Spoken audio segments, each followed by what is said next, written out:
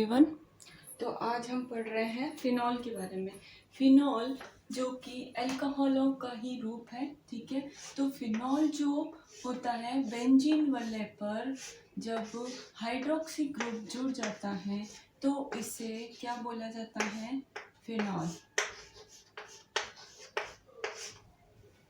Phenol की जो properties होती है, फिनॉल की प्रॉपर्टीज़ जो होती हैं वो एरोमेटिक अल्कोहल और एलिफेटिक अल्कोहल से महत्वपूर्ण भिन्नता रखती हैं। इसमें अल्कोहल का फिनॉल रूप जो होता है, इनॉल रूप, यहाँ पर इनॉल रूप जो होता है वो ज़्यादा स्थायी होता है, जबकि जब एलिफेटिक अल्कोहल्स लिए जाते हैं तो जैसे कि CH2 C double bond O और R, तो इस तरह से जब एलिफेटिक कीटोन लिया वो जब इनॉल में चेंज होता है तो RCH2C double bond OH R, तो ये रूप इसका स्थायी नहीं होता है, ठीक है, कम स्थायी होता है। जबकि एलिफेटिक में कीटो ग्रुप ज़्यादा स्थायी होता है और अल्कोहल ग्रुप जो है कम स्थायी होता है। ये है कीटो ग्रुप। कीटो समूह जब लगा हुआ है तो ऐसे में जो एलिफेटिक अल्कोहल्स होंगे उनके keto enol form aliphatic carbon chain में जब कीटो और इनॉल फॉर्म के बारे में देखते हैं तो एलिफेटिक में कीटो ग्रुप ज़्यादा स्थायी रहता है, जबकि ये कम स्थायित्व दर्शाता है, ठीक है। तो इस तरह से जबकि अल्कोहल में इसका उल्टा होता है, सॉरी फिनॉल में इसका उल्टा होता है। जब इसका हम कीटो फॉर्म लेते हैं तो इसका स्थायित्व क्या होता है? कम होता है, जो है इसका स्थायित्व जो है कम होता है, जबकि इसके इनॉल फॉर्म का स्थायित्व अधिक होता है, ठीक है। तो इसका जब इनॉल फॉर्म लगाते हैं, हाइड्रोक्सी ग्रुप जोड़ देते हैं, तो हाइड्रोक्सी ग्रुप जोड़ने के पश्चात इसको फिनॉल बोला जाता है। इसके बहुत सारे रूप हैं, जैसे कि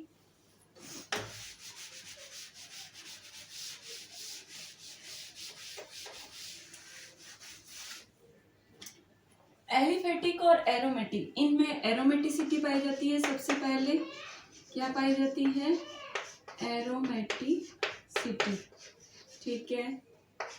एरोमेटिसिटी किस वजह से होती है? इलेक्ट्रॉन के विस्थानीकरण से। विस्थानीकरण के बारे में हमें पता है, यानी कि पाई बॉन्ड्स का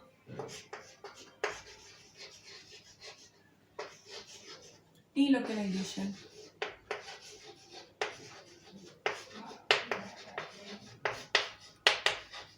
तो इस तरह से हम फिनॉल में सबसे पहले एरोमेटिसिटी पाई जाती है। एरोमेटिक इलेक्ट्रॉनों के विस्थानीकरण के कारण होती है और पाई बॉन्ड्स का डीलोकलाइजेशन होता है, जिस कारण इसकी एरोमेटिसिटी में क्या आता है? स्थायित्व। तो इसका जो कीटो फॉर्म होता है वो अस्थायी होता है, जबकि इसका इनॉल फॉर्म जो होता है स्थायी होता है।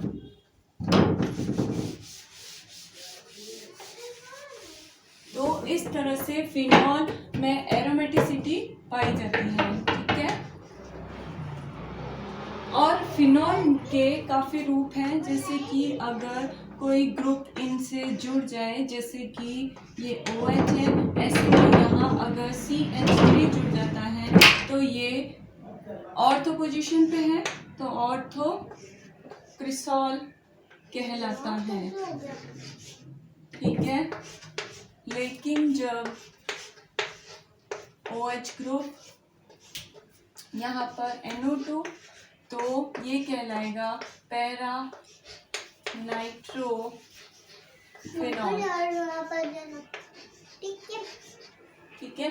तो इस तरह से जब फिनॉल ग्रुप है, इनके ऑर्थो, मेटा और पैरा पोजीशन पे इस तरह से जो ग्रुप जुड़ जाते हैं तो इनके अलग अलग नाम आ जाते हैं। तो इनके नॉमेनक्लेचर से हम इसको समझ सकते हैं।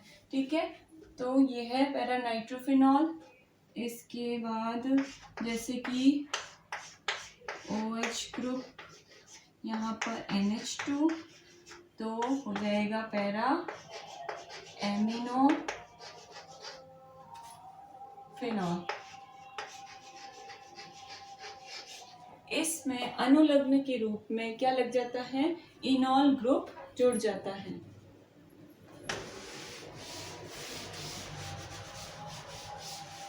ये क्रिसॉल ग्रुप जो होता है या ऑर्थो, मेटा और पैरा तीनों टाइप का होता है।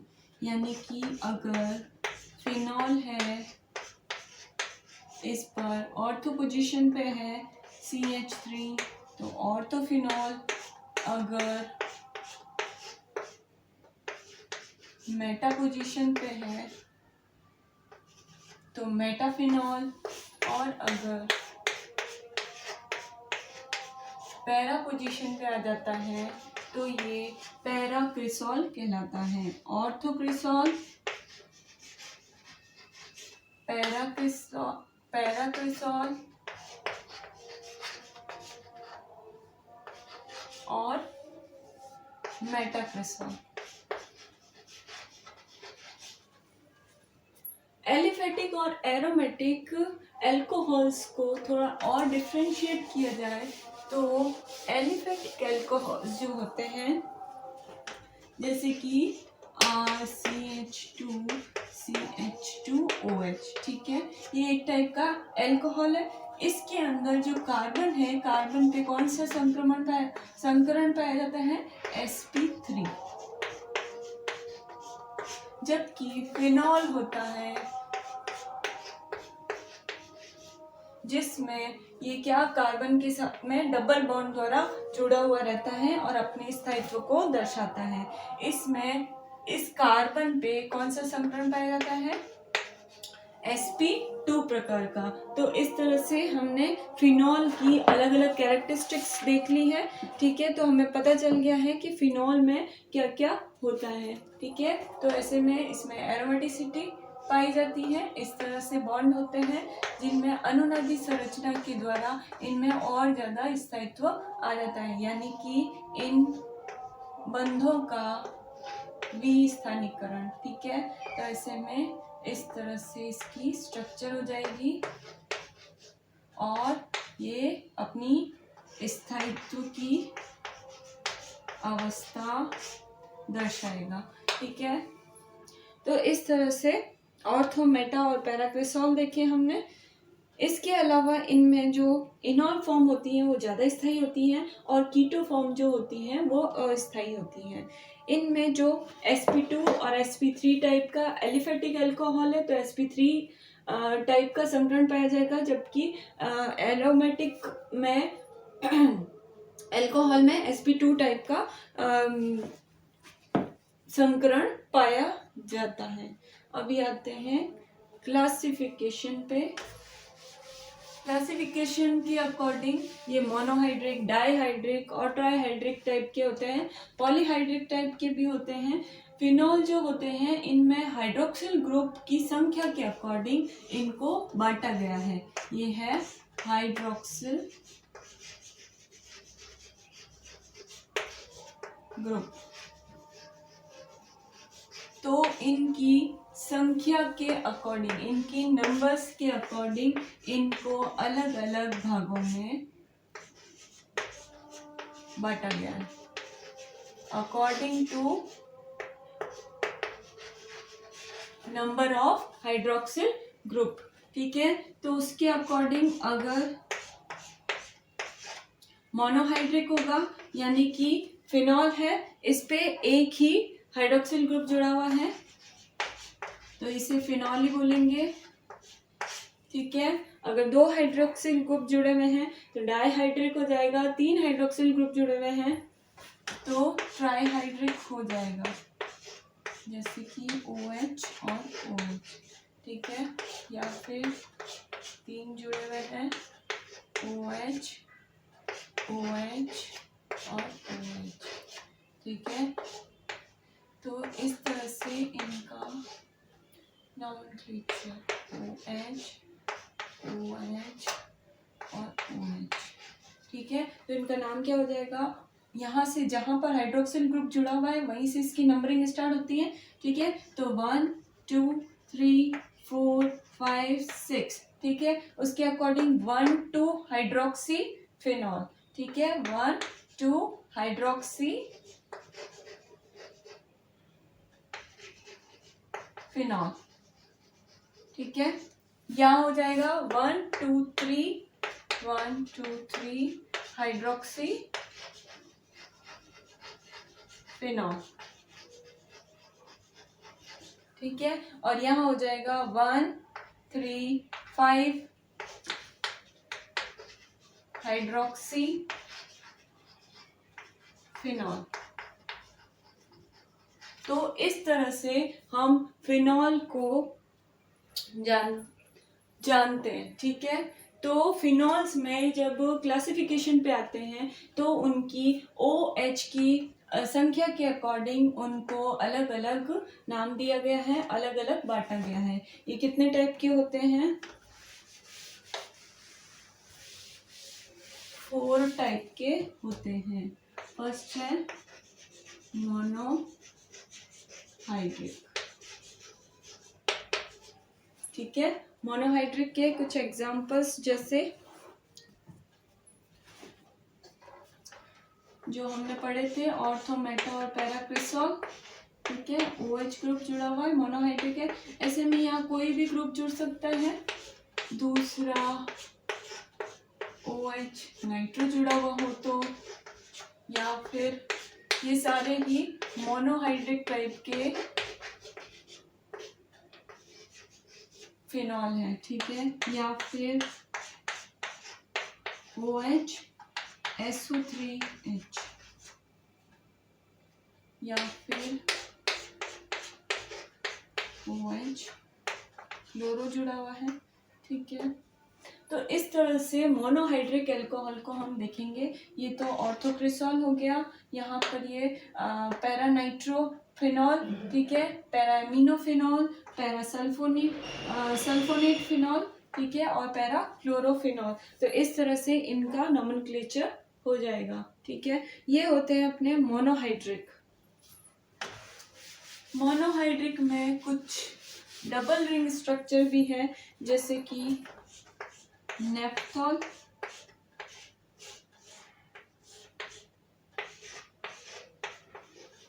ये है नेफ्थॉल। और अगर इस ग्रुप में OH और OH जो है यहाँ पर अगर जुड़ा हुआ है तो ये हो जाएगा पैरानेफ्थॉल, ये हो जाएगा ऑर्थोनेफ्थॉल, ठीक है। तो ये सभी मोनोहाइड्रिक अल्कोहल्स में आते हैं। अगला हम लेते हैं डाइहाइड्रिक अल्कोहल। डाइहाइड्रिक अल्कोहल को नॉर्मली नंबरिंग के अकॉर्डिंग तो हम देख सकते हैं, लेकिन इसके अलावा इनके कुछ स्पेशल नाम भी है, जैसे कि डाइहाइड्रिक अल्कोहल, जैसे कि OH और OH, या फिर OH और OH, ठीक है। तो इस तरह से ऑर्थो और पैरा पोजीशन पे अगर अल्कोहल्स जुड़े हुए हैं, ये कहलाता है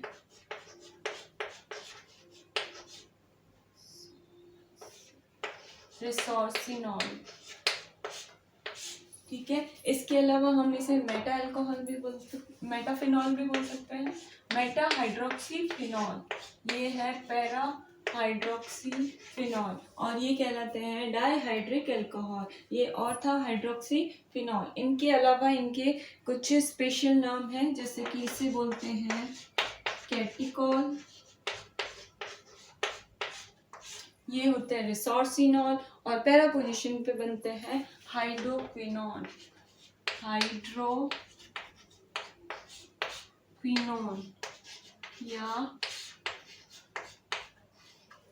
या फिनॉल, ओनली क्विनॉल। ठीक है, तो या तो इसे ओनली क्विनॉल बोलेंगे या फिर हाइड्रोक्विनोन बोलेंगे। ठीक है, तो ये है डाईहाइड्रिक अल्कोहल्स। अभी आते हैं ट्राईहाइड्रिक अल्कोहल्स पे। रिसोर्सिनॉल, कैटिकॉल और हाइड्रोक्विनोन या फिनॉल।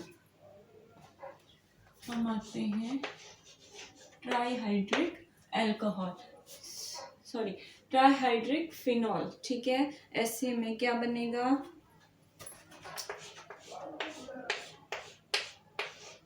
OH ये बनेगा पायरोगेनॉल।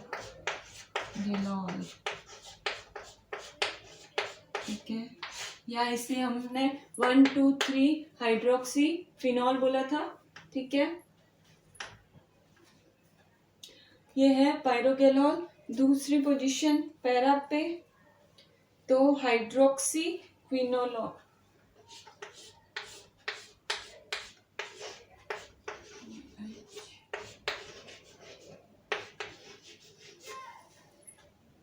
ये कौन सा बनेगा आपके, हाइड्रोक्सी फिनॉल।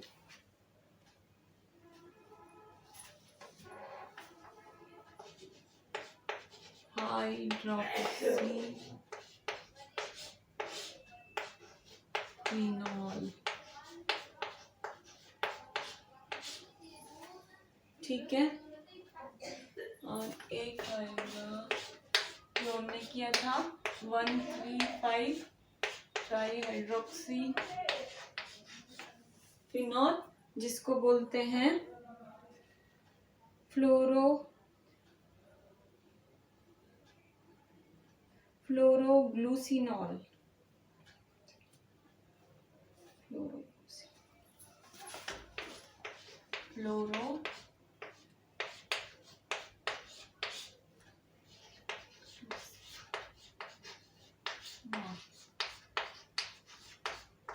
फ्लोरोग्लूसिनॉल। ठीक है, ये है ट्राईहाइड्रिक अल्कोहल, जिसमें है पायरोगेनॉल, हाइड्रोक्सीक्विनॉल, फ्लोरोग्लूसिनॉल। ठीक है, ये सारे ही, इसमें हाइड्रोक्सिल ग्रुप क्या है, समीपवर्ती। ठीक है, ये है असम्मित, और ये कहलाते हैं सम्मित, यानी कि ये स्ट्रक्चर सबसे ज्यादा स्थायी, उसके बाद में ये, और उसके बाद में ये। ठीक है, तो इस तरह से उसकी सम्मिति को भी हम, यानी कि उसके स्ट्रक्चर को भी, कि वो कितना स्थायी है कितना नहीं है, उसको हम देख सकते हैं। आगे आते हैं पॉलीहाइड्रोक्सी फिनॉल पे।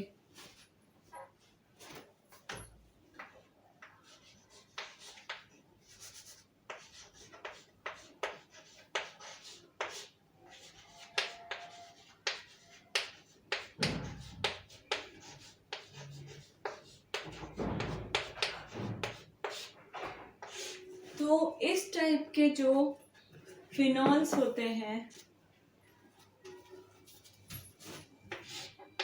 पॉलीहाइड्रोक्सी फिनॉल, तो इस तरह के जो फिनॉल्स होते हैं, हाइड्रोक्सी पायरोगेनॉल,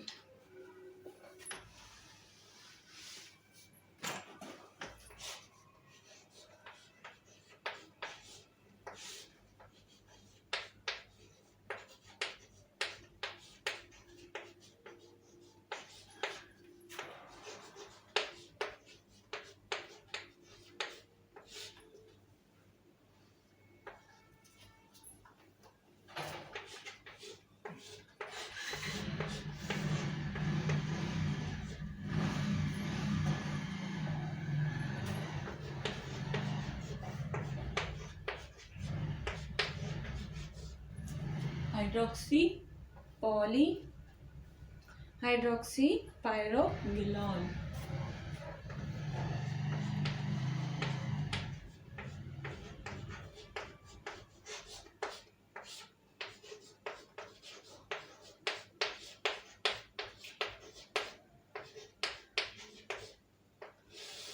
ठीक है, तो इस तरह से मोनोहाइड्रिक, डाईहाइड्रिक, ट्राईहाइड्रिक और पॉलीहाइड्रिक टाइप के अल्कोहल्स के एग्जाम्पल हमने देख लिए हैं, जिनमें पॉलीहाइड्रिक एक से ज़्यादा अल्कोहल्स ग्रुप जुड़े हुए हैं, हाइड्रोक्सी ग्रुप जुड़े हुए हैं, तो ऐसे में पॉलीहाइड्रोक्सी अल्कोहल फिनॉल। ठीक है, अब आते हैं नॉमेनक्लेचर पे। ठीक है, नॉमेनक्लेचर में जैसे जैसे ग्रुप जुड़े हुए रहते हैं, जैसे कि OH तो यही रहेगा, इसके साथ में Br जुड़ा हुआ है तो ऑर्थो ब्रोमो फिनॉल। ठीक है, और अगर ये मेटा पोजीशन पे है तो मेटा ब्रोमो हो जाएगा, अगर पैरा पे है तो पैरा ब्रोमो हो जाएगा। ठीक है, तो इस तरह से इसका नोमेनक्लेचर, यानी कि ऐसी जगह से, यानी कि जहाँ पर हाइड्रोक्सिल ग्रुप जुड़ा हुआ है उसे नंबरिंग में फर्स्ट नंबर देते हैं, उसी के अकॉर्डिंग इसकी ऑर्थो, मेटा और पैरा पोजीशन हमें पता है, लेकिन जब नंबरिंग के अकॉर्डिंग इनका नोमेनक्लेचर करते हैं तो हमें यहाँ पर क्या लिखेंगे, 2 ब्रोमोफिनॉल या फिर ऑर्थो ब्रोमोफिनॉल, या मेटा पोजीशन पे 3 ब्रोमोफिनॉल, या फिर लिख देंगे मेटा ब्रोमोफिनॉल। तो इस तरह से इसके जो नोमेनक्लेचर नॉर्मली चलता है। इसके अलावा जैसे कि ये है जिसपे तीनों ही अलग अलग ग्रुप अगर जुड़े हुए हैं तो ऐसे में इसका क्या नोमेनक्लेचर होगा,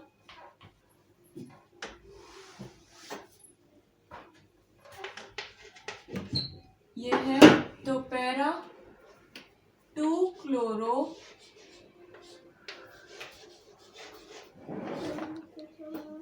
4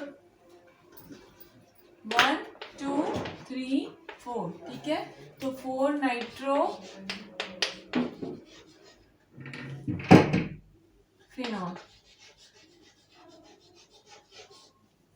ऐसे लिख सकते हैं इसको।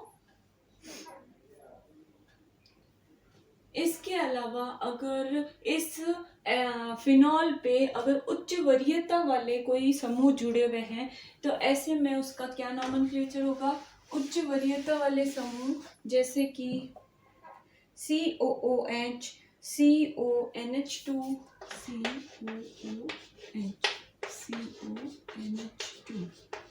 ठीक है, या फिर CHO या SO3H, CHO और SO3H।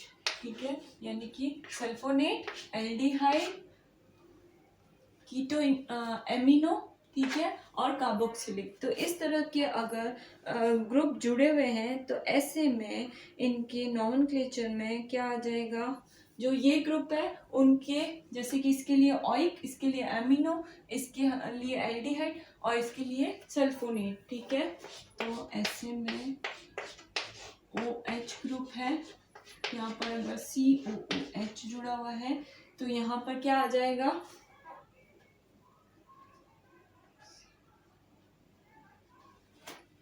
तो यहाँ पे यहाँ से वरीयता स्टार्ट होगी 1 2 3 4 5 और 6।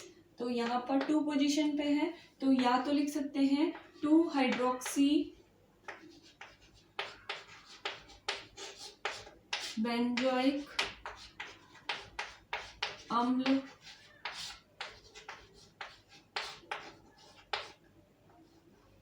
ठीक है, या फिर लिख सकते हैं ऑर्थो हाइड्रोक्सी बेंजोइक अम्ल।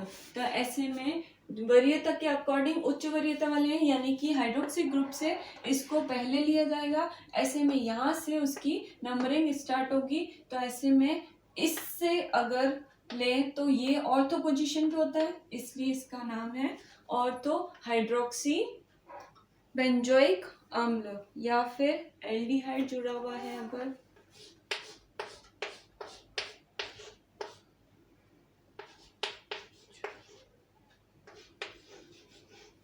तो इसका नाम के 1 2 तो 2 हाइड्रोक्सी या ऑर्थो हाइड्रोक्सी बेंजल्डिहाइड। ठीक है, ये हो जाएगा ऑर्थो हाइड्रोक्सी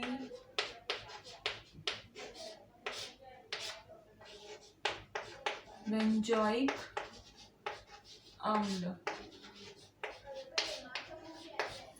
ठीक है, तो इस तरह से इसको नॉमेनक्लेट कर सकते हैं, या फिर SO3H ग्रुप अगर जुड़ा हुआ है तो SO3H।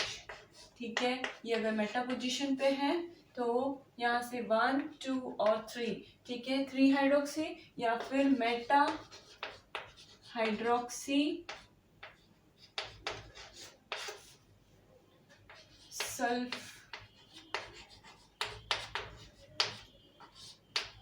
सल्फोनिक अम्ल। ठीक है, तो ये हो जाएगा मेटा हाइड्रोक्सी सल्फोनिक अम्ल। तो इस तरह से हम इसे नॉमेनक्लेट कर सकते हैं। अब आते हैं मेथड ऑफ प्रिपरेशन पे।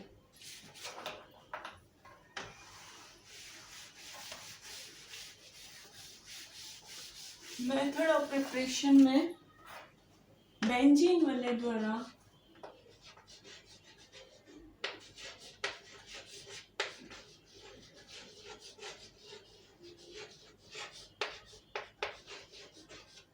ठीक है, फर्स्ट है आपके क्लोरोबेंजीन से। ठीक है, तो इसमें क्या होता है, 2 प्रकार के प्रक्रम है। फर्स्ट है डाउ प्रक्रम, दूसरा है राशिंग प्रक्रम। आपके जो क्वेश्चन आते हैं डायरेक्ट नेम रिएक्शन से पूछे जाते हैं, तो आपको ये याद रखें डाउ प्रक्रम और राशिंग प्रक्रम, जो कि किसकी है, फिनॉल की मेथड ऑफ प्रिपरेशन ठीक है मेथड में आती है, और क्लोरोबेंजीन से ये रिएक्शन की जाती है। ठीक है, तो सबसे पहले आते हैं हम डाउ प्रक्रम पे। डाउ प्रक्रम जो होता है, सबसे पहले हम बेंजीन वाले लेंगे।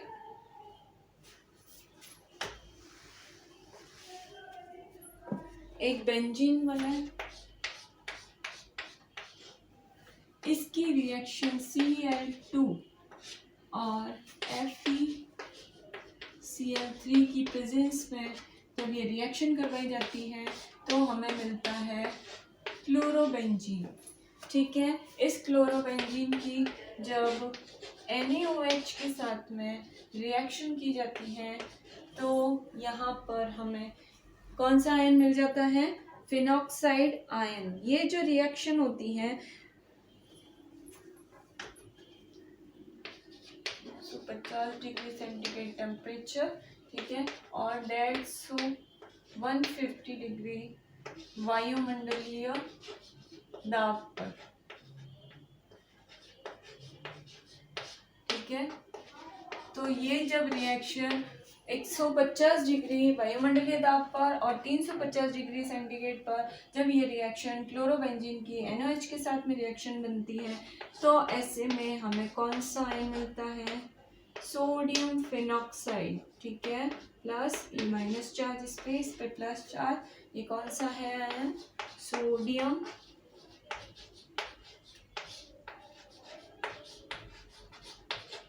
फिनॉक्साइड। ठीक है, तो सोडियम फिनॉक्साइड जब बनता है तो इसकी रिएक्शन आगे तनु HCl के साथ में की जाती है, तो NaCl निकल जाता है और ये हाइड्रोजन यहाँ O के साथ जुड़ करके फिनॉल का निर्माण करता है और NaCl निकल जाता है। तो ये है डाउ प्रक्रम। डाउ प्रक्रम में क्लोरोबेंजीन से ये डाउ प्रक्रम किया जाता है। डाउ प्रक्रम में सबसे पहले एक बेंजीन वलय जिसकी क्लोराइड के साथ में, क्लोराइड अणु के साथ में रिएक्शन कराई जाती है जो कि FeCl3 की प्रेजेंस में होती है और क्लोरोबेंजीन हमें मिलता है। ये क्या है? क्लोरोबेंजीन।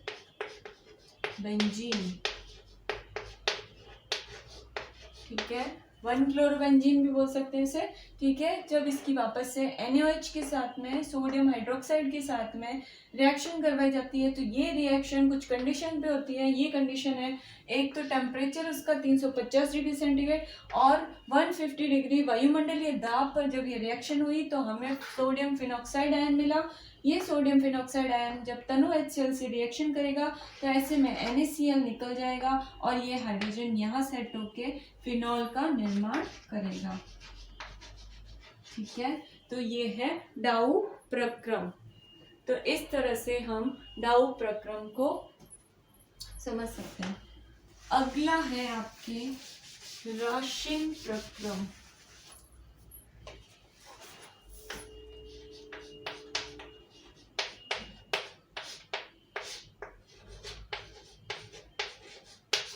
ये प्रक्रम भी बेंजीन वाले द्वारा होता है। बेंजीन वाले सबसे पहले HCl से रिएक्शन करेगी। 2 बेंजीन वाले हम यूज में लेते हैं इसमें। ठीक है, इसकी रिएक्शन HCl के साथ में जब की जाती है, ये CuFe की प्रेजेंस में, इसका टेम्परेचर 170 डिग्री होता है। ऐसे में हमें क्लोरोबेंजीन मिलती है। ठीक है, ये क्या मिली हमें? Chlorobenzene 170 to 250 degree centigrade. ठीक है, तो इस तरह से HCl की रिएक्शन जब की जाती है CuFe की प्रेजेंस में तो ऐसे में हमें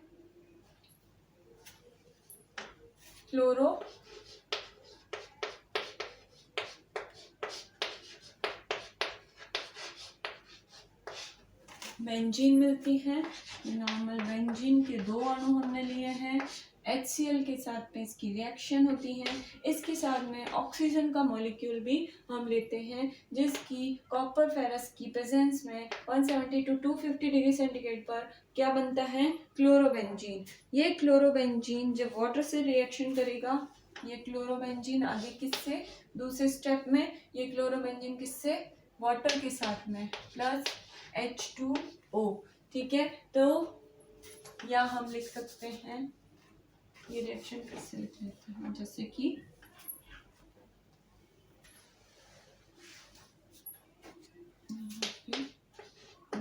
ठीक है, ये ले लिया हमने क्लोरोबेंजीन प्लस H2O।